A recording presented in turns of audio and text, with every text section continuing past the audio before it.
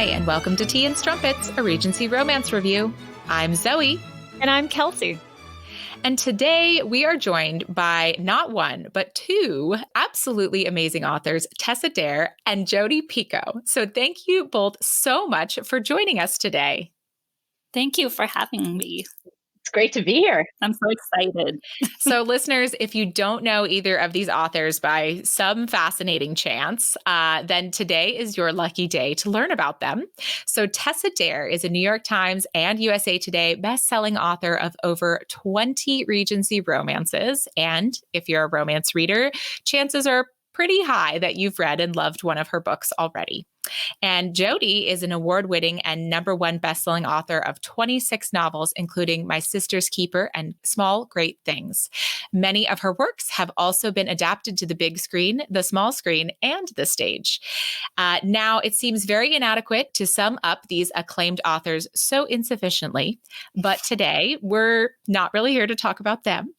We're here to talk about Bridgerton and later, more specifically, Anthony Bridgerton, because as we know, Netflix has confirmed that he will be the star love story of season 2. Yeah, was there any doubt, really? Not in my heart. He's going to dominate the social season. So. Yeah. So, and the reason that, we invited Tessa here was because of her love of Anthony Bridgerton. And Tessa, I've been really subtle about it on social media. I don't know how you guessed. And then Tessa asked if Jodi could join us as well. And I hear, Jodi, that you are also Anthony Bridgerton's #1 fan. Yes, we share custody. Mm-hmm. Tessa and I, yeah. Excellent. I've only been talking about Anthony through every single one of these episodes, so I'm really happy to be joined by my people. It's really strange to me to see people who've never been introduced to the series and maybe have never read romance even say that they're disappointed that the next season's going to be about Anthony because, he's such a jerk in season 1. And us romance readers are like, yes, that's exactly why it's going to be amazing. I know. And I'm like, you don't understand. His redemption is so good. It's so good. And just, I love his character from this year, which I know we can't get there yet, but seriously, it's exactly what you said. He did it perfectly. And so that's why it's going to be so good. Anyhow, okay. So speaking of Viscount Bridgerton, before we get into this discussion, we wanted you guys to have a chance to tell the readers what your relationship was to the Bridgerton books. If this was something that I feel like, Tessa, yes, you've read Bridgerton, but Jodi, is this something that you've read before? Absolutely. Yeah. And I knew that it was coming out as a series and I couldn't wait. It was like the best Christmas gift ever. So Tessa, how would you describe your relationship with the Bridgerton books? Oh, wow. I mean, when I started writing romance, they were books that I went to kind of just learn from. This is so good. And Julia Quinn is incredibly difficult to learn from because she's one of those people, it just makes it look so easy.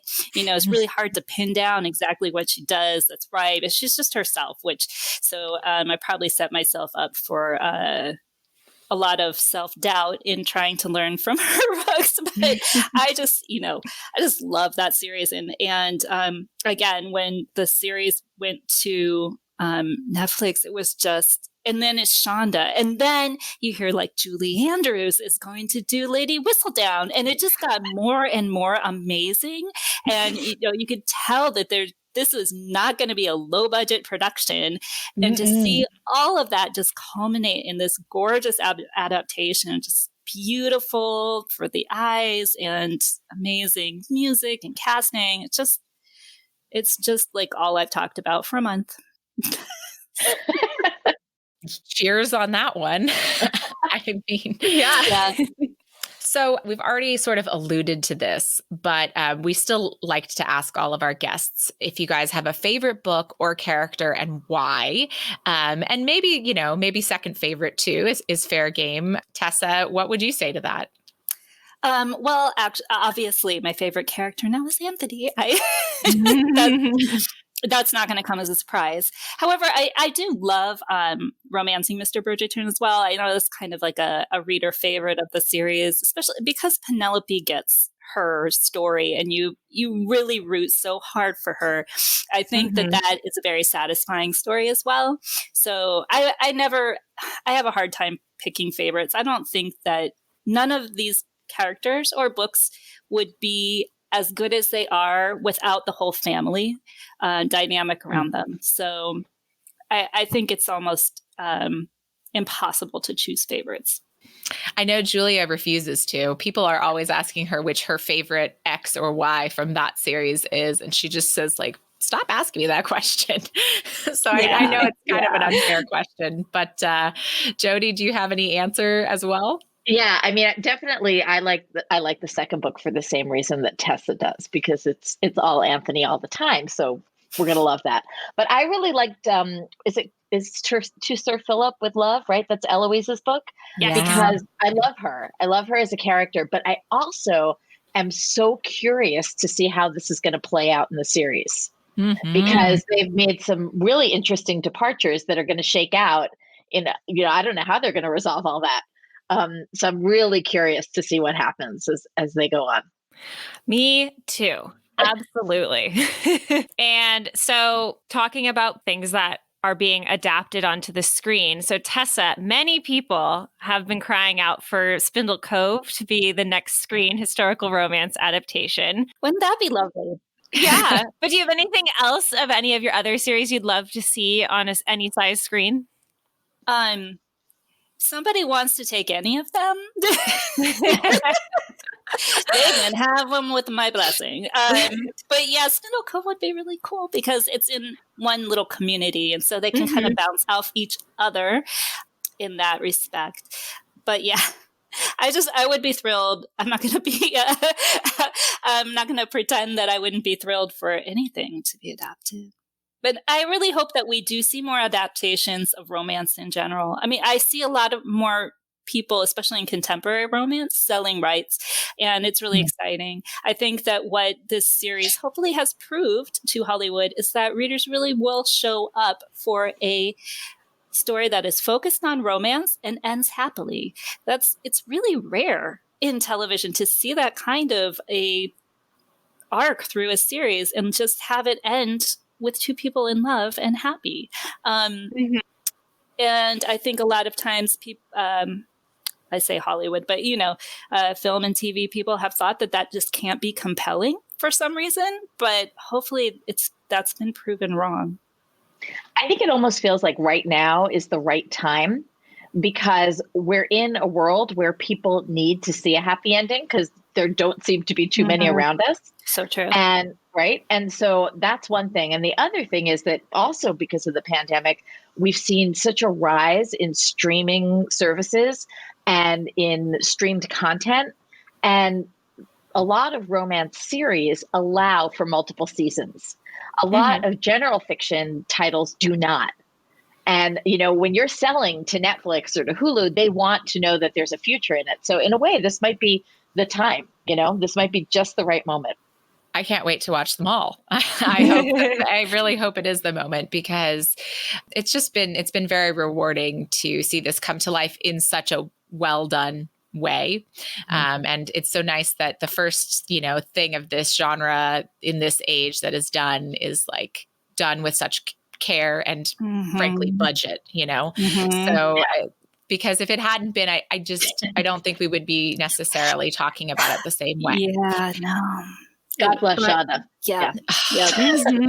So Jodi, you've had a few things adapted to the screen. But what was it like for you when that first happened? You were, back, I think it was 2002 that I read that was your first thing adapted. And what was that process like for you or the call or? The first thing of mine that was adapted, I'm trying to remember which piece it was. I think it might have been Plain Truth or it was The Pact. And it was great because it actually had a really jaded and painful history to being translated into a TV movie. I had at one point been co-writing the screenplay with a guy who fought for the rights and told me that, oh, this is a good story. He told me that the reason he deserved the rights as opposed to the other three people who wanted them was because he had a brother who killed his girlfriend and then killed himself. And the book was about a suicide pact. And I was like, oh my gosh, he totally gets it. And I gave him the rights and he asked me to work on the screenplay with him. And I did for a year and found out about a year into it that he never even had a brother. So Whoa. Wow. That's Right? a turn I was not expecting. And I mean, honestly, like that was a very good introduction to Hollywood for me because there's been a lot of that in my adaptation gosh. career. I've had some great experiences, but I've also had some really terrible experiences where I've been lied to. I didn't have a good experience when My Sister's Keeper was being translated into film. Again, it was just a bad situation where I was lied to by the director and screenwriter and kicked off the set and marched into New Line Cinema to say, you're going to lose money on this. And they did. It's just, the problem with too many adaptations is that people assume readers don't matter and writers don't matter, the source material writers. And I think this is a terrific instance. Bridgerton's a terrific instance of showing what happens when you are careful about getting a writer's backing and a writer's fans on board, because the great success of this series is because it was seeded by all of those original readers from, Julia Quinn's work.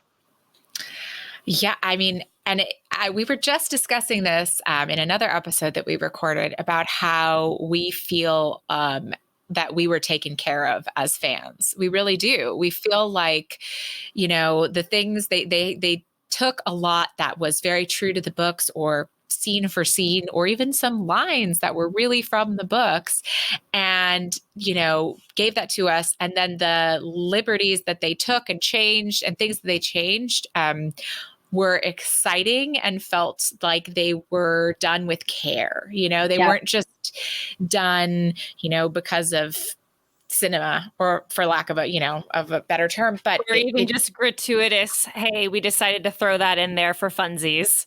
Right. And, the first thing you do when you adapt a piece is that you go through the piece and you highlight the stuff that you can't get rid of because that's what the original readers or the original, fans want to see. So that makes total sense. It's okay to depart from the source material as long as you carry the heart of the story with you. And they absolutely did that. Well, I can't agree more, but we're going to talk more about that. However, I feel like we should start into our synopsis of episode 8. So Kelsey, you want to take us away on the synopsis? Yes. So Daphne and Simon are hosting the final ball of the season, which at this point is marking the end of their relationship.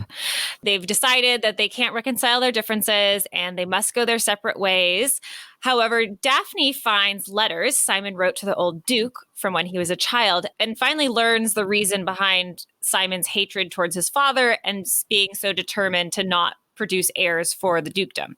And Daphne, during the ball, tells him that a person does not have to be perfect to be worthy of love, and kind of helps Simon to see that he really can give love a chance. He's deserving of love, and maybe a marriage and family is exactly what he needs to heal his heart. And then Marina is unfortunately back to square one. And then we get even worse news when we do finally hear back from her Sir George. And it's unfortunately to hear that he's been killed in battle. And the person who delivered this news is his brother, the newly minted baronet, Sir Philip Crane, who we know by our Bridgerton readings. And so basically he shows up and intends to do right by Marina and offers to fulfill his brother's wishes and take his place. So Marina and their child will be taken care of. And while she's initially reluctant, Marina sets off to marry Sir Philip, as it's really kind of the best option she has. Things don't work out much better for the Featheringtons. Lord Featherington talks Will Mondrick, the boxer, into throwing a boxing match so they can capitalize on the odds. And it does feel like it tarnishes Will's honor. However, it does secure his finances. Unfortunately, it does not secure Lord Featherington's, because he is then killed by the people he gambled with, and the family is robbed of all those potential monies that he had. So Lady Featherington discovers she's a widow and also super broke. But for the Bridgertons, all's well. Daphne and Simon are reconciled, and they produce an heir in no time flat. Colin is off on a grand tour at last. Francesca came back from Bath. Yay, we finally see Francesca again. And Eloise is, well, Eloise. Benedict remains great, and Anthony announces his intention to find a woman to make his Viscountess, just without all that love stuff, to get in the way. And then, in our very last scene, we have we have the cliffhanger of all cliffhangers. We have the revelation of who Lady Whistledown is. And it is our very own Penelope Featherington. Woo! Yeah, and a whole bunch of other stuff happens, but here we're gonna just we're gonna chat. But that's the sum up of episode 8, which is a jam-packed episode that gets into the epilogue even of The Duke and I. It's the whole shebang. Mm-hmm. Many people were shocked to find that The Duke and I ended completely during the first season. And I was like, but that's how romance novels work. Yep. So with that, shall we adjourn to the parlor? We shall.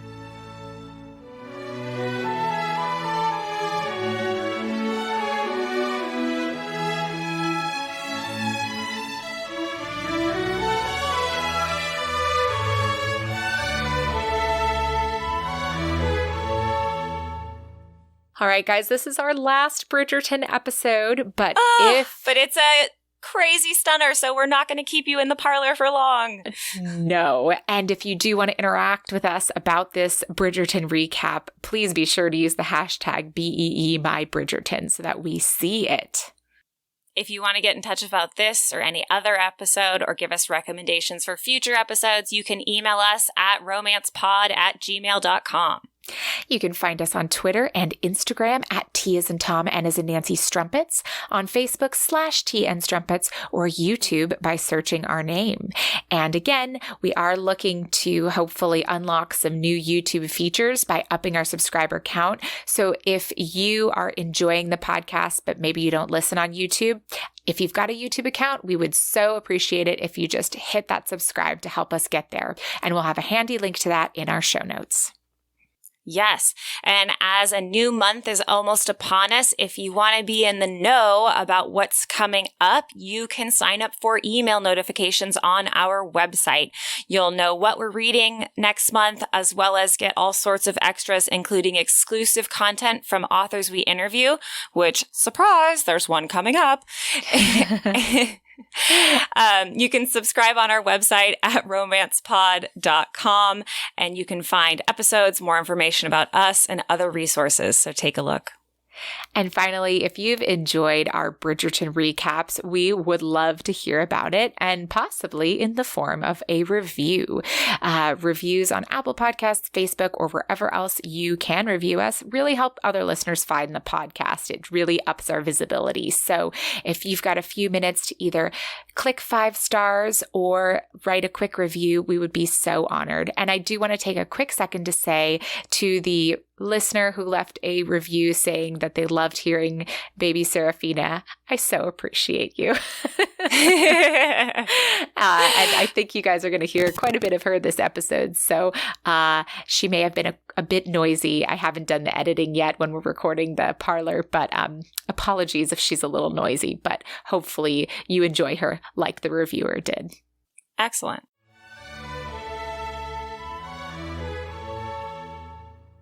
So what did you guys think of this episode in particular as a finale and as a season 1 completion, as a romance, like we said, as we get the epilogue also? What did you guys think? I remember thinking there was so much in it. Mm-hmm. It almost could have been pulled out to 2 episodes. Plus, I knew it was coming to the end. I wanted that extra episode. And I remember thinking when I saw the epilogue that was going to be really interesting because they're going to have to jump backwards in time to pick up season 2. Yes. Right? Yes, they are.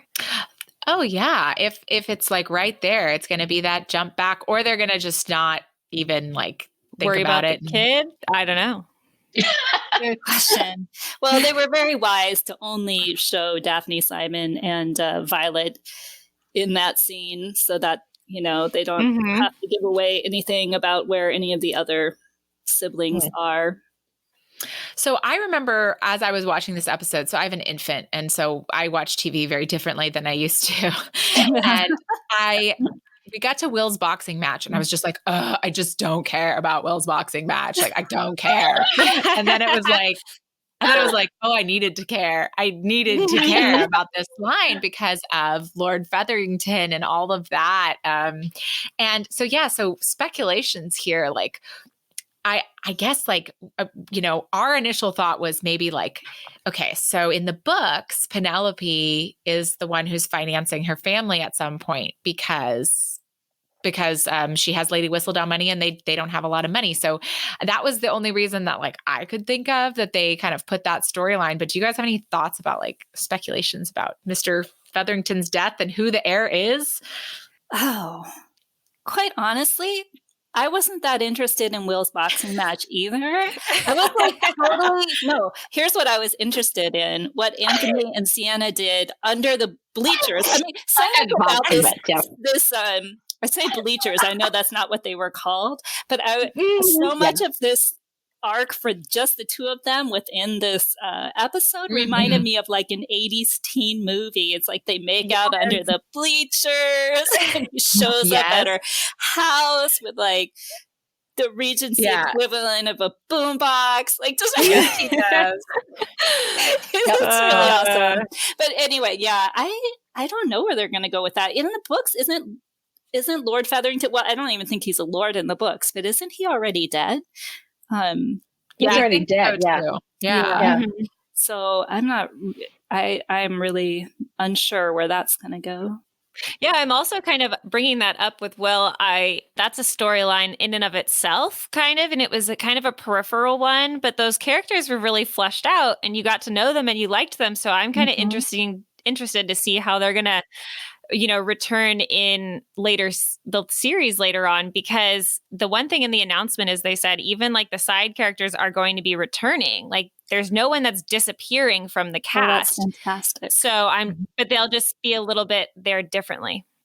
Well, but they did leave that open because he threw a match, so he could, for all people could come after him because he screwed up their bets. I mean, if anything, it's easier to come up with a storyline for someone who doesn't exist in the books. Yes, very true. Yeah, so I'm just very interested to see what happens there.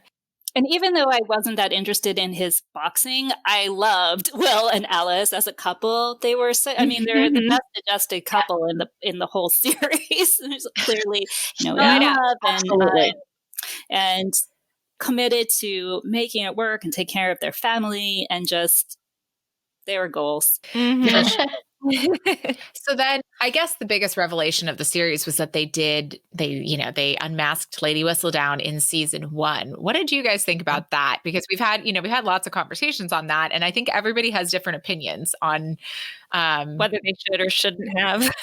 They had to because they had no idea if they were going to have a season 2. True. Very true. Oh, that makes sense. They had to make people want to come back for more. Right. And there's also, from like the point of view of a viewer, to know more than the cast does is kind of a really interesting setup now. We know more than all of the Bridgertons do. And that's going to be fun for us, particularly when Colin comes back from his tour. Yes, I also felt really excited when Sir Philip Crane showed up, because talking about knowing more than the characters do, I know more than even some of the watchers do, and I'm like, what is happening? It's crazy because I knew that Marina Thompson was a character in the books, but I forgot. And at episode 6, when they said George Crane, my brain just went like, I'm sorry, wait, Crane? Yeah. Wait a minute. Oh my God. Philip, oh wait, Marina, oh my God, so it was like this really like moment where as a reader, I just like, oh yeah, I think that's a really interesting thing with season 2 and beyond, what they're going to do with her. I'm very interested to see where that goes. I mean, I think that similarly, this season sparked a lot of conversations about consent. And I think that it's possible that they would go there. Her character, we've talked about this before in our episodes, has postpartum depression and depression in general, which I did make a note that I saw her depression in this episode as like clear to me as someone who is watching a character going through, a depressive kind of spell. It seemed to me. But and also then, she commits suicide. So I don't know if the show's going to go that far. I don't know. What do you guys think? Now that they've made us so invested in her, I really don't want to see that happen. I know that's very hard because we do know that they have announced that one of the characters is not going to end up with their like other half from the books. They announced it somewhere. Wait. There was a something about, they did say that one of the Bridgertons will not end up with their, like, it's in like one of the official things talking about the show. They said one of the Bridgertons will not end up with their spouse from the books. And so that's why I'm kind of like, I read that and I knew that. And I'm just like, okay, so we have Benedict Bridgerton who's doing his own thing, which I love. And like, I want it, and I'm here for that. And I'm okay with whatever direction he decides to take. But then at the same time too, Eloise, who's so very like invested in the idea of not getting married and like proclaiming it from the rooftops.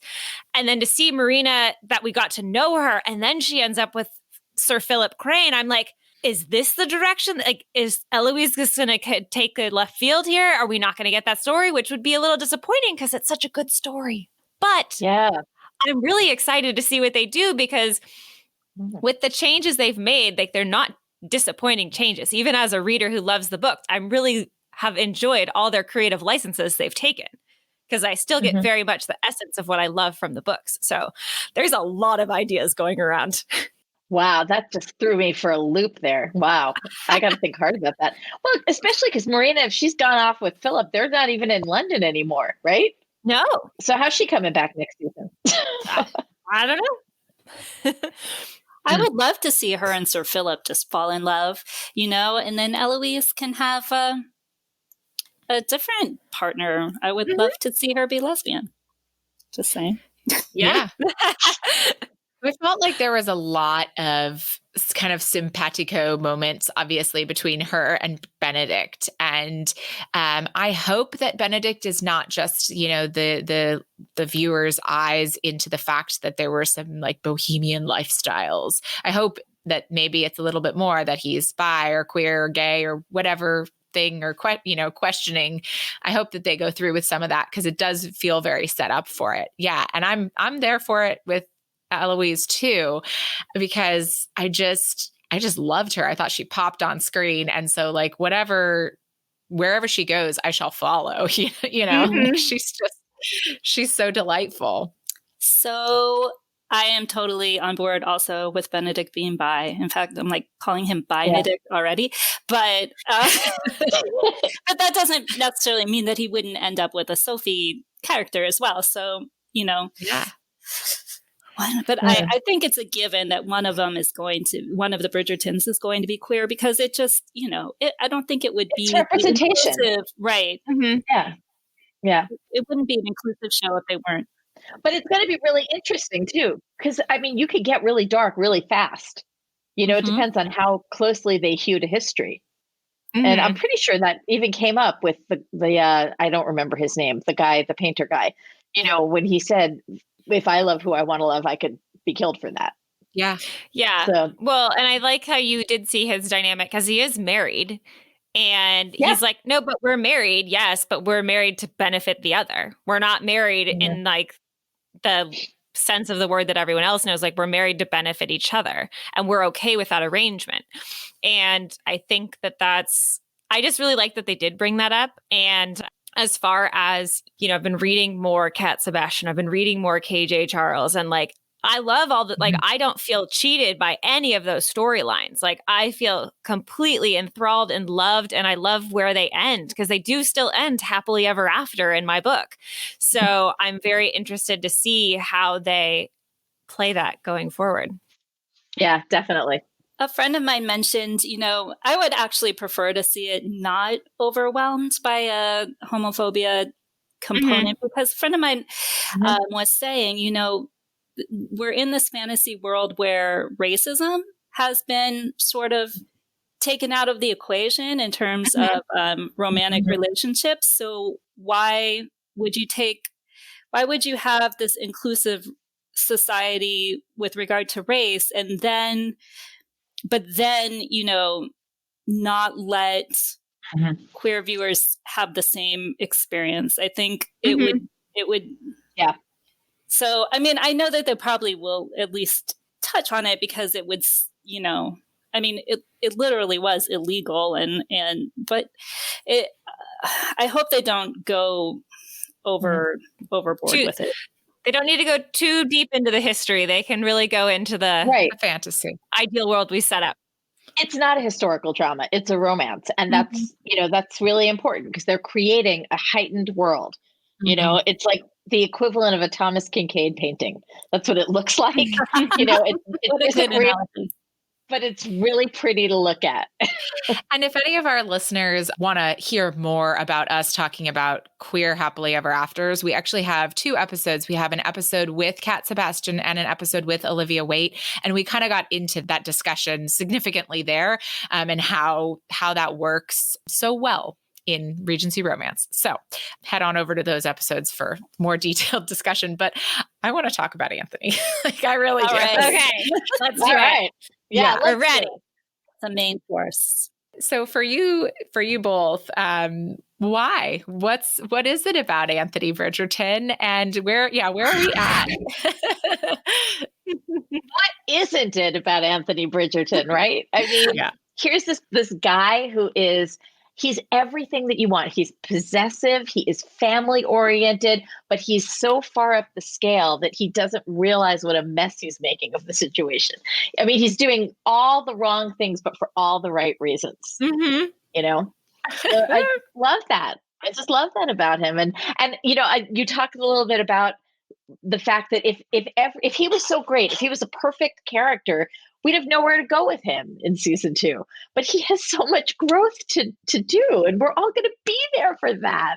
Yeah, And of course, now he has the absolute wrong idea of what to go do, which is to go marry and assiduously avoid any sort of love or romance. And I love the way Sienna there's a lot going on with him and Sienna in this episode. Yes. And, she really calls him out at that last scene where she says, "You are lost, and I can't let you set me adrift." Right. And it's so true. He's just. Here's the one thing. Okay. So he's in a rush, right? He's in a hurry to be somewhere at all times, but he has no idea where he's going. And that, in a nutshell, is who he is. He is a contradiction of terms. He's in a hurry with nowhere to go. And Tessa, you were talking about something Sienna says. You brought it up today. She says something to him about not knowing where he's headed, and she doesn't. Something I don't remember the line. Do you remember it? Yeah, she tells him he's lost, and this is when he's asking her to be with him in some respect that it doesn't really, I don't think even he understands exactly what he's asking. And she, turns him down because he wants her to change, and she doesn't want to change. And she says, you're lost, and I can't let you set me adrift too. Right? I wrote down that line. The exact line is, "What I know is that you are lost, and I cannot allow you to set me adrift as well." Ugh. There you go. So perfect. So perfect. Sienna's smart. She is. She's so smart. And the thing is, as much as, she cares and loves Anthony, she's just exactly what you said, though. Through the whole series, she's basically yes, but you have a different life than I do. And I don't hate my life. I like my life. If there was a way for our lives to really be together without either one of us like losing essential part of who we are, great. But she knows it would kill Anthony to lose his family, you know, and it would kill her to pretend to be something she's not and live in a world full of ridicule. And so she's one smart cookie and she's like, I'm okay with who I am. Now you need to learn how to figure out who you are. And I think part of the reason he really is attracted to her is because she's such a free spirit. And that's the one thing he can never be because he has so many responsibilities. And the irony is, of course, that if she said, yes, I'm yours, she's no longer free. She would be less attractive simply by being with him. Very true. No, and it's just very much like, and I loved how much we didn't like him. I loved it. Like he really made it hard for you to like him. And I was like, yes, but I'm not supposed to like you, because I remember when we were rereading Bridgerton for the first time and we had just decided to reread them, and we got through the Duke and I, and both Zoe and I were like, but we love Anthony. Like he was such a jerk in this book. Why do we love Anthony? And then we read his book and we're like, oh, now we know, because his redemption is so wonderful. Because like you said, Jodi, like he does all the wrong things for the right reasons. Yeah. I never hated him here. I mean, maybe I knew it was coming, but you can't hate him. He's glowering and just, you know, in such a good way. For anyone who knows romance, he just has this glowing hero sign blinking over his head the whole time. So I really think that it might just be the viewers who aren't familiar with the genre who are convinced that he's not redeemable or too unlikable, but it's going to prove them so wrong. And partly what Jodi and I have bonded in our obsession is also about the actor Johnny Bailey, and just like how amazing he is as an actor and how he's going to crush it in season 2. Just oh yes. And I know he said in some of his interviews that he really wanted, he worked to not be afraid to let the viewer dislike Anthony, right? So I think it's just not that you've watched any of those or anything. Not that you've watched any of those interviews or anything. No, only like one or two, maybe like might have caught a snippet. Definitely, you know, haven't shared every link available on the internet. And he just, I mean, honestly, he seems like such a lovely human being that you realize what a great actor he is. Yes. Right? Seriously. And I don't know how they got such a perfect actor for him, like for Anthony Bridgerton. I mean, there's not a single person on this cast that I would change. There's nobody that I look at and say, that's not the character as I saw them, which is insane. And then number 2, there's nobody that I say, oh, well, they didn't give, you know, as good of a performance as X. Like, it's just no one. I'm so surprised and impressed by that every time I think about the show. No weak links. None. Everyone was so fabulous. Although I really don't feel like I know Francesca. I mean, I think that's true. Poor girl. But I mean, that's true to the books. That's true to the books. We don't know Francesca very much. Oh, and it's got a great. Yeah. No, yeah, I have brought that up because, you know, she disappears through half the show and then suddenly they're like, oh, and Francesca's returned. I'm like, oh, it's so great to see her finally. But I remember even getting to Francesca's book and being like, where the heck has this girl been? Like, and then she had the most beautiful story that like brought me to tears multiple times that I was like, oh, and the dirtiest. I look at this poor sweet girl who's playing her, and I'm like, oh God. You know, it's so funny. I was thinking about that though, because like you look at Little Hyacinth and Gregory, and you're like, okay, so 8 seasons from now, are they going to be using the same actors? And, you know, like how you wind up with like a child actor who then grows up, and you're like, oh God, no. I'm really curious to see what happens. Yeah. Well, in our normal episodes, when we talk about a book, and we've done all the Bridgerton books, we do our encounter counter, and we have a steaminess rating. And so Francesca's book was like way higher than any other Bridgerton book. I mean, which, everyone has, different things they love and different books they love for different reasons, but it was so much steamier than It was the much others. steamier and by far the highest count of encounters. Well, it's not called When He Was Wicked for nothing.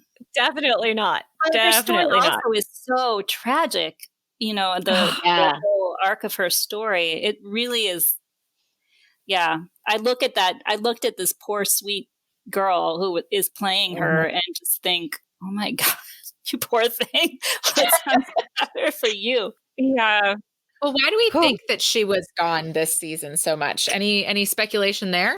I think it's true to the book. She spent most of it in Bath, and I think probably also it's just one less character to take care of during. I was going to say, when would they have had time to really throw her in there? I mean, even Hyacinth and Gregory are just, comic relief during family dinners and family gatherings. Yeah. But yeah, no, I'm very interested to see what role she'll play, because also in Francesca's book, she gets married, I think right after Anthony. Right. Yeah. She gets married so young, and is just like, I don't think I can handle that. She's like 12 now, right? Yeah. No, because she's only a year younger than Eloise. They're born a year apart. Eloise is like 16, I think, in this season. So Francesca's 15. Because Eloise is coming the end. Eloise is supposed to come out the following year, and so Anyway. Yeah, it's gonna be interesting to see how they deal with that. Mm-hmm. Yes, so much to deal with. So many good, juicy things that Shonda can play with, and I just want to see what happens. So I thought, I really want to talk more about Anthony too. First of all, Tessa, you mentioned something about whether he's really in love with Sienna or not this season, and what we think about that. I'm curious to your guys' thoughts. Well, Jodi, you made your point about how he's in love with this idea that she's a free spirit, but she wouldn't be anymore if they were together. I think he thinks he's in love with her. I think he really does believe it. And then I think when Kate comes along, it's gonna blow his idea of that out of the water. Actually, it's gonna hit him over the head with a mallet. Yes. Particularly the mallet of death. Yes. I mentioned it in this episode. They talk about it. Yeah. It also strikes me, I don't think I put together until this very moment, that his love interest, Kate, is so possessive about her family. Mm-hmm. Right? Well, that's what brings them together, because she's there protecting her sister, and that's just such a quality that they share, that they're both very much family all the time. Hers is much smaller, but her family dynamic is just as strong as the Bridgerton family dynamic. And she's also real big on punctuality all the time. And she has a dog. She has a dog. She's a dog. Do we think they're going to get us an appropriately fat corgi? I hope to be so. Newton? I hope that casting is happening right now. I want to see all the headshots of all the auditioning corgis. Absolutely. I hope that Jonathan Bailey has to do screen tests with them. Oh my God. Oh yes. And then they will leak them. Oh my God, that will be amazing. Wow, that would be amazing. Yeah, all I want is all the corgi time. I really hope that they do that kind of that in the scene or in the season. So what else do we feel like we need to see, or do we think that they're going to do, or do we think that they're not going to do for season 2? They have to do Pall Mall. They that's it, but they have to. That's central. Right. That's also where Anthony really realizes how Kate is his match in every way, shape, and form, because she's like, I see you and I'm going to end you, even if I have to end myself in the process. So well said. Yeah. I mean, that scene not only makes that book, it really makes the series. It's just the quintessential Bridgerton scene. And shows you how they all interact, and it's just has to be there. And so I'm so glad that they already foreshadowed it, because I would be a wreck wondering if they took it out. But also, of course, all of the hiding under desks. Yes. Yes. Yeah. And this is something, because when she's hiding under the desk and he comes in with an old flame, an old opera singer flame who's made it big, and Kate's like, oh. Do you think so that it gives Sienna a chance to come back? Yeah, that probably will be how she comes back. Mm-hmm. You're probably right. Yeah, that's going to be interesting. It's going to be hard if he's still kind of like messing around with her. It's hard for me as a romance reader. Romance readers don't like the guy to be, I say infidelity, but it's not even infidelity, because he hasn't even met Kate yet, or been to, well, but you know what? If they start with him engaged to Edwina, I don't know, whatever. I will have to mentally prepare myself for that, but it means more Anthony sex scenes. I'll get over it. Isn't he about to get engaged to her? And he doesn't. He's right? trying to. Oh, trying okay, that's to. right. And He's Kate's not engaged. trying to stop it. Yes, right. That's right. And if I remember right, He's the chosen opera her, singer though. encounter. Right. But the opera singer encounter, I think she's like, I'm out of It's here. very platonic. It's very much like, it was, they just like chat, and, it's like, I'm glad you're doing so well. It's very like a platonic thing. Kate is just like, oh my God, am I about to hear something I don't want to hear? I thought that they started something and then he realized someone's under the desk, but I guess maybe it's time to reread. He realized very quickly someone was under the desk, because he went to go get the brandy and they locked eyes. Oh, that's right. I only noticed because I've been picturing it in my head like for so long, and I want to see that moment on screen where they he goes to get it and he looks, and then they just pan to Kate under the desk, eyes wide, like, don't look at me. I'm waiting for it. I want it. It's going to be so good. It is. So, and then there's going to be all of our love scenes between Anthony and Kate, which, like the Duke and I, it definitely, like, their marriage is a big part of it. Whereas, like, the Viscount Who Loved Me, their marriage is still a big part of it too. I guess it plays to it. It's not like they get married and we're at the epilogue, because they get married and they have to marry because out she of was convenience. compromised. Oh yeah, how could we forget the bee scene? The bee scene is pivotal. Yes. I mean, there's got to be suckage. Like, there must be, right? Like, there just must be. I want to see him full face plant in her bosom. Like, I just want to see it. Isn't it like, I didn't realize until people started sort of talking about what was going to happen in season 2, like the bonkersness of that whole device as a means of compromising. I mean, it's amazing. I'm not saying there's anything wrong with it. It's just like, you start saying it out loud, and he's like, he's afraid of bees, and this bee stings her on her boob, and so he decides that he needs to suck out the venom, and then they're interrupted by these group of women and then they're forced to marry, and the person listening to this is just kind of completely the wrong thing. Like dot what? Yeah, exactly. Yeah. Well, it's not even wrong. It's a group of women. It's a group of women that composes his mother. Yes. Yeah. His mother witnesses it. That's another thing in the book, The Duke and I, when they're interrupted in the garden. First of all, both Anthony and Benedict are there, right? And Simon totally has her boob out, and he's like, speaking of, so he's and I remember it like Daphne. It's in Daphne's point of view, and she's like, my brother saw my boob, and it's oh my God, that's so gross. And I mean, I can't blame her. It is kind of weird that like now we're gonna have the same thing. Like, my mother saw me suck on a girl's boob. Like, this is an interesting theme to be developing. I can't remember if this happens in any of the other. Well, you know what? No, because it's exactly after Colin sucks on Penelope's boob in the carriage that he's like, I would not behave that way with you if I did not intend to marry you. And he just drags her in the house. like, this is we've discovered the key to getting married to a Bridgerton. It is boob sucking. Wow. Yes. Excellent.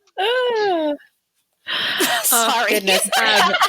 No. I'm just sitting here because I'm getting my boobs sucked right now because I'm breastfeeding. So it's just a funny conversation. Don't worry about it. Yeah, you're fine. But yeah, you're fine. Here you go. But I wanted to, kind of for the sad part of the conversation, we've got all of that information with Anthony and his dad, and I'm really interested to see how they do that and because my guess is we'll have some flashbacks. So my guess is we'll get Viscount Bridgerton, the last cast. And baby Anthony, we'll get teenage Anthony, right? Oh, yes. Yeah. We will. I'm very interested to see, though, because just like in The Duke and I, because for The Duke and I, like, it prologues with Simon's story with his father. And then they obviously held that till episode 2. So I wonder if it's like, because everyone's kind of already invested in the show, if they'll like start just like the book does, which is it starts with the death of Lord Bridgerton. Or if they'll bring it up later on and like bring it into the series like as we go. Or maybe they'll just tell you all about it, the episode where the compromising scene via B happens. Maybe. I mean, that's going to be if they actually show him being stung and dying, oh my God. Oh God. That's tragic, but it's tragic for all siblings. Yeah. But you need it. You need to understand why this guy has such an irrational fear.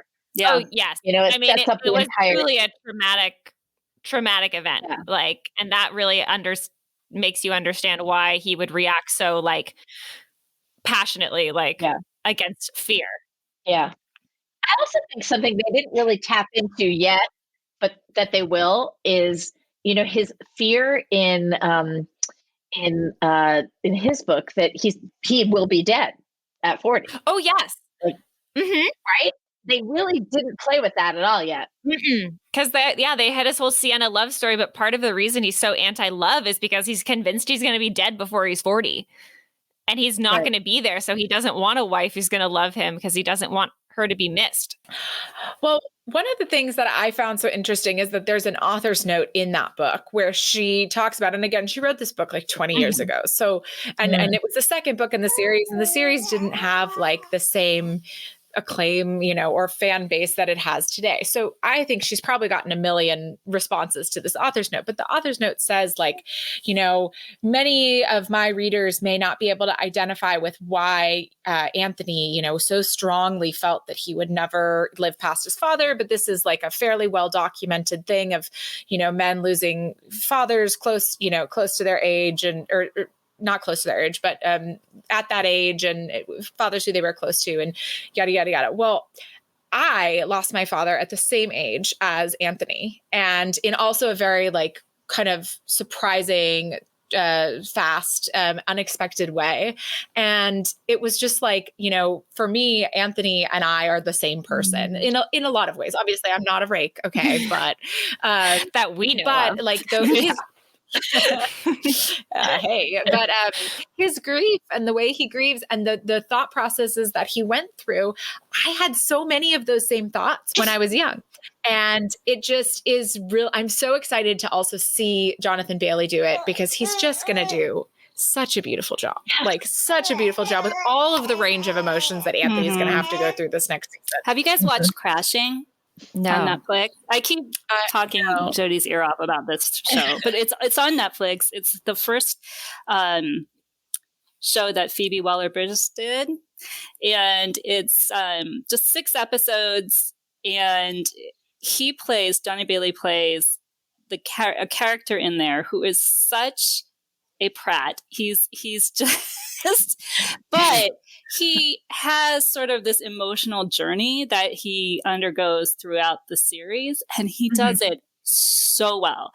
Watching this is what convinced me he would just be amazing. Not that I doubted, but he's going to do so well as Anthony because this is completely problematic, unlikable kind of guy, obnoxious, totally not like Anthony at all, but this guy who had, sort of underlying issues and a journey to take, and he just nails every note in it. It's amazing. And I just can't imagine that he won't knock this out of the park. I saw an interview where he said he had gone in to read for Simon. And yes. they called him back and said, "Oh, you're going to be Anthony." And he probably was like, And I actually think it's a better part. I mean, not only are you're not just the love interest, you're the main character, but there's so many layers to play with. And Simon, I mean, God bless him, but he is a little bit like, a one-note guy to me, a little bit. He's got his problem and he's very focused on, I'm not having any babies, and that's it. Yeah. So I thought Simon Reggae, John, like he played it beautifully. Like, great. I mean, that's who Simon was to me. Like, but just like you said, like Simon was very like serious, quiet. Like he was very much like quiet intensity, and Anthony's very much like not. Right. And there's a lot of layers to Anthony because he has taken on so much responsibility at a young age. So. Well, I mean, part of Simon's problem is that he's all alone in the world. So for the most part, so he doesn't have a group of people around him that he's trying to be responsible for or interact with. Right. So he is pretty much defined by his relationship with Daphne in the whole story. And whereas Anthony has a lot of stuff going on. And I really think they did a good job with that in the first season with the scenes between him and Violet were really good. And they really showed what they're both going through. They both had this incredibly painful loss, and neither one of them can quite be who Edmund was, Edmund, right? To the other, but somehow they have to work together to keep the family moving, and nobody else in the family really understands that strain. I mean, because they've protected them from it in a way, and so it's a really interesting relationship, and I thought they teased it out quite well. Absolutely. Violet Bridgerton, man, she did so well. I was just thinking of her. She's a great character. Yeah.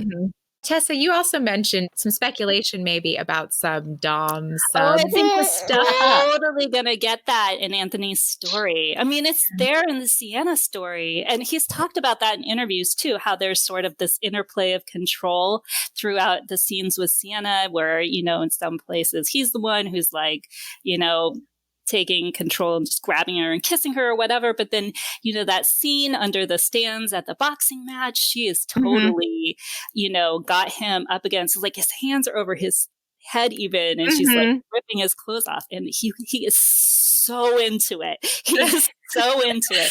So I would not be surprised at all if we get that, because first of all, he and Kate are so well matched that, she, part of her whole character is that she gives as good as she gets with him.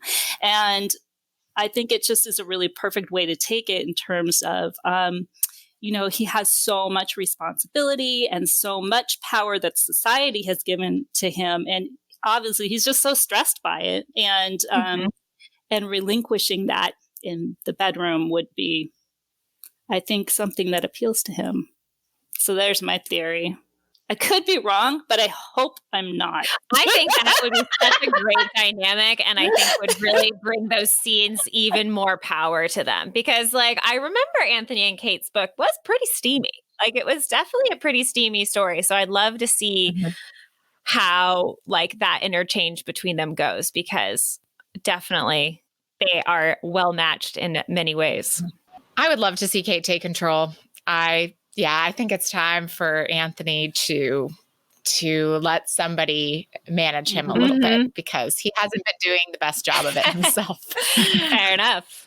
I think also that reminded me of like Kate's rainstorm scenes. Yeah. And if we're all saying Kate, but like, has there been any casting confirmation? They are casting a Kate Sheffield. Apparently they're looking for someone. They're going to bring even more diversity to the cast. And so they're talking about having her be of like either Asian, like subcontinent, Indian, Asian, something like that. Fabulous. We just need the spirit as long. And so far they've cast all the right spirits in all these roles. And that's just gonna be great. Don't you trust them implicitly after what they did this yeah. Oh, absolutely. I totally do. I've got full trust in them. Yeah.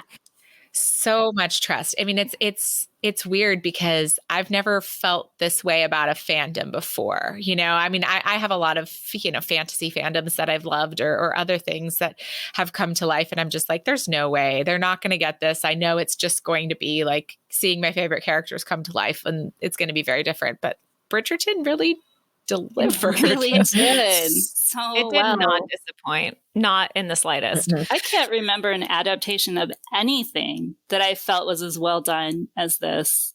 I mean, it could be selective memory because it's so recent, recency bias and all that. But just in terms of, because I can't remember who said it now, but they added, nothing they added was out of spirit with what was already there. And they did it with a lot of respect for the original material.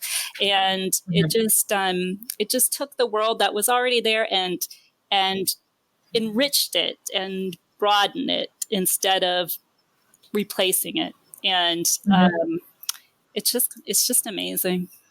They did such a good job. Yeah. No, I can't wait for season 2. Me I mean, either.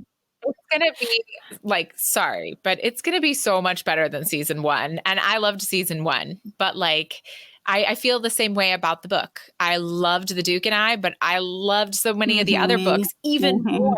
And like the brilliance of the first season is they took a lot of what you get by reading all the books and, put all those background characters and gave you that foundation, to make you excited for subsequent series. And so I'm just so excited. Yep. And more Jonathan Bailey is like, yeah, thanks. Lovely. You can't have the Bridgerton family without its, patriarch of sorts, right? That's his problem, is that being a patriarch in a patriarchal world. I love Johnny Bailey for this too, because he always talks about how, he sees Anthony's character in terms of toxic masculinity and not being allowed to express his feelings. And I just love that take on it because it's so true. It is. These guys just need to learn to hug. And then that's what the heroine is there. They need to learn to hug and talk about their feelings. Exactly. Who knew? But instead, they'll go box and shoot and, duel with their best friends. And right. Because this is the perfect way to solve a problem. Let's just go shoot at each other tomorrow morning. Yeah. Exactly. So before we get to our our wrap up here, is there anything else about Anthony that we would be remiss if we didn't speculate or say, or have we covered Anthony pretty well? How many hours do you have? I mean, you guys heard my baby fussing earlier, so I have less hours. I'm kidding. I'm kidding. I would honestly love to talk about Anthony all day and all of this all day. I mean, but we've managed to keep talking about this show for 8 episodes of our own podcast. So, but it's joy. It is pure joy. Everyone I've talked to, and everyone, not even just everyone we've talked to, it's just been like this. It's like, well, let's talk about this. Yeah. Oh, but what about this? Right. Oh my gosh, this. Right. I always say it looks like the fondant on a beautiful cake, like a beautifully iced cake when you watch it, and it tastes like that. It's like pure sugar, but in the best way. It's like a happy place right now when people need a happy place. Exactly. And you're eating, you're like, we deserve this. I think that's another thing about it. It's like, it is. It's this treat that we've been needing and waiting and finally get it. And it's like, we earned this. Yeah. And it is. It's just joy to talk about it and feel excited. And for me, especially, as a writer of historical romance, it just reignites all those happy flutters and makes you remember why it is that you fell in love with the genre and want to write it. So I just bawled the whole way through it. The first time watching, I cried like real big tears in a lot of places. And I think it was like this catharsis of a whole year of struggling to kind of keep the faith in a year that was, when when your job is happy endings and you go through a year like that, it's kind of rough to remember like what you're doing and why. And having that huge infusion of bliss in pretty dresses and with chivalry and just gorgeous sets and such beautiful acting and so much emotion. It just made me just dissolve into tears. And I was really grateful for it. And I think a lot of people probably feel that way. But for me, it was like especially meaningful in that way. When it came out on Christmas Day, and I was like trying to run away from my family on Christmas so that I could sneak in an episode. And I kept like, running away from my kids and hiding in a room just so I could watch it because I had been waiting for it for so long. And, then once I started, I would binge until I could, see anymore. And I'd go to sleep and I'd wake up and go, I'm not in Regency, England. Damn it, I'm still back where I was. It was the perfect escape. Yep. I really wonder how much it's going to influence pop culture and fashion in the next few years. Like, are we going to see a lot of more sideburns? Are microbangs going to be in? The return of Empire Waist? What's going to happen? It's such a big phenomenon. It's wild. It is. I mean, even my mother and my 90-year-old grandma watched it and loved it. Yeah, it's been amazing to see the diversity of viewers that have been loving this show. And people who aren't romance readers, but also just like different ages and genders and orientations and, people that really would never have thought that they would like this, like it. And I think that they did a really good combination of, creating this fantasy world that would identify with today's people. I think romance that does exactly that, in kind of all the time span genres of romance, like you find things to identify with, but like, they did a good job with, bringing in the contemporary music because people, people identified with that. It wasn't smart. See, I didn't love it, but I thought it was super smart and the right choice. Yeah. But like, you know what I mean? Like it drew so many and it came at the right time. Like you guys said, like it came at the time that everybody needed it. And so that's why I think more people really found it and discovered it. And it's just like, it's so cool. So we kind of talked about it earlier, but is there anything else you guys want to say or what you think about like what this is going to do for romance on screen? Well, I actually think it's really important because there are a lot of people who will read romance like, it's the quintessential, you hide the book inside the other book so people don't know that you're reading it, or you read it on your Kindle so nobody knows you're reading it, because there is sort of this, it's not a stigma, but there's something about romance that isn't considered as serious, as highbrow. And that's exactly the point.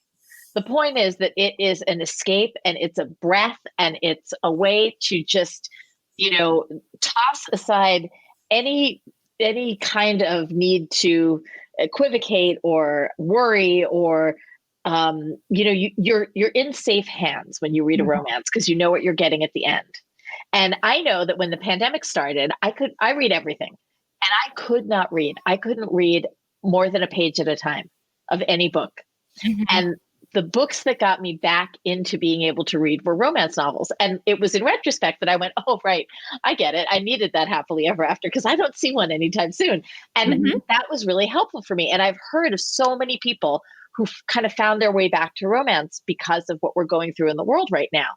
And I think that, what made Bridgerton so smart, and they had no idea that they were doing this or releasing this during a pandemic, but they are educating people about how to fall in love with the genre they may not know or may have previously been ashamed of or been told they should be ashamed of. And by making it cool and hip and by making it inclusive and by having things like the music, Ariana Grande done up with a string quartet, what they're doing is showing you we are not just creating the world of Jane Austen. What we're creating is the world the way we imagine it could have been if everything was awesome, and it's like it's this very heightened look at something that's just it's beautiful to look at. It's something you can't take your eyes away from, and so you just tumble into it. So I what I love about it is that it's made room for romance in pop psyche in a positive way. I'm done now. Very well said. Thank you. Ooh, rock that mic. Excellent.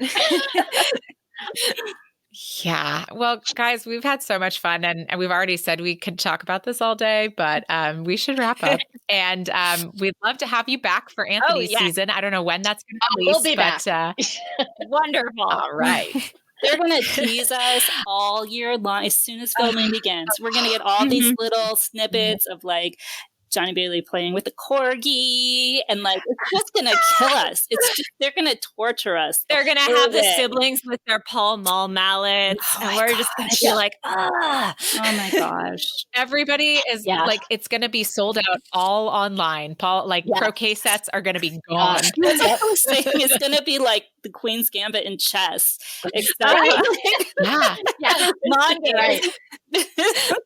Is there a croquet society of an international croquet league or something? Because they better get ready. Yeah, right? Oh my goodness. They don't know what's coming. Oh goodness. Well, we can't thank either of you guys enough. And if our listeners want to find out more about you, Tessa, where can our listeners find you? TessaDare.com. That's got links to all my social and anything else you might want to know. And how about you, Jodi? The very creative JodiPicoult.com. Also with links to everything. And we will link to those in the show notes. And you should follow them both on Twitter, though, because that's where like the John Bailey discussions really happen.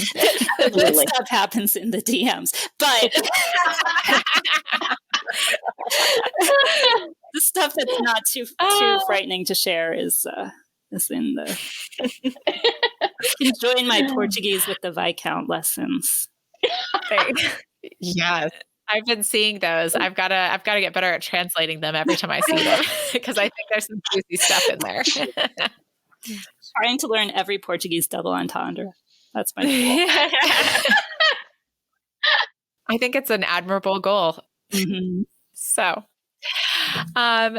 thank you all so much for listening today. We hope you'll be back with us next week. We are going to maybe be here. We might actually be taking a week off, but we're recording this ahead of time. So who knows? But we are going to be reading a book next week, which we haven't done in a whole month. So we hope you all join us for that book, and that'll be listed in our show notes, but it is as to yet be decided.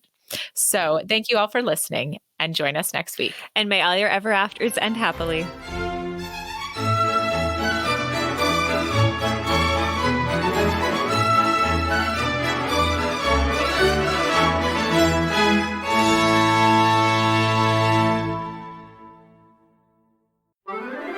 Tea and Strumpets is part of the Frolic Podcast Network. Find more podcasts you'll love at frolic.media/podcasts.